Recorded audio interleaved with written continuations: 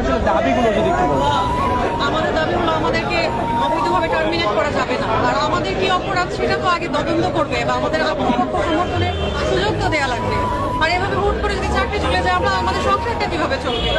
যেমন আমার দুটো বাচ্চা আছে, আমার হাজবেন্ড অসুস্থ, সে কিছু করে না, পুরো পরিবার আমার উপর নির্ভরশীল। আমি আমার বাচ্চাগুলো লেখাপড়া কিভাবে চালাবো, ওদের মুখে খাবারটা কিভাবে আমি তুলে দেবো?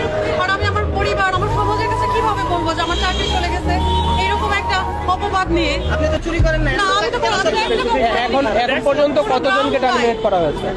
এখন পর্যন্ত কতজনকে টার্মিনেট করা হয়েছে? এখনো পর্যন্ত চারজনকে টার্মিনেট করা হয়েছে।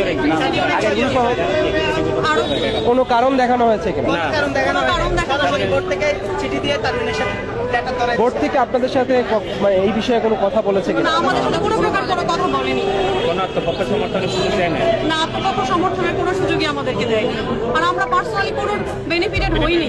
এটা তদন্ত করা হোক, তাহলেই তো প্রমাণ হয়ে যায়। তো অন্যান্য ব্যাংকে হয়েছে, কিন্তু কোনো ব্যাংক হ্যাঁ, টার্মিনেট আরো করে না। 10টা-11টা ব্যাংক আছে, তাদের তো এই ধরনের স্টেপ নেয়নি তাদের বিরুদ্ধে।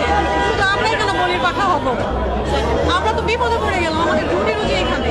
আর আমি ক্যারিয়ারের এই মধ্য প্রান্তে এভাবে চাকরি চলে গেলে আমি কি করে খাবো? টার্মিনেট করলে তো আমি আরেকটা চাকরিও করতে পারবো। বাংলাদেশ ব্যাংকের গোল্ড মেডালিস্ট। ক্যারিয়ারটাই তো নষ্ট হয়ে যাবে কাজ করছি।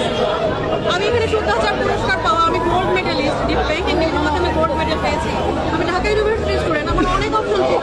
আমি ইউনিয়ন ব্যাংক চুজ করেছি কারণ এটা শরিয়া ভিত্তিক ব্যাংক, এই জন্য আমি অন্য কোনো ব্যাংকে যাইনি।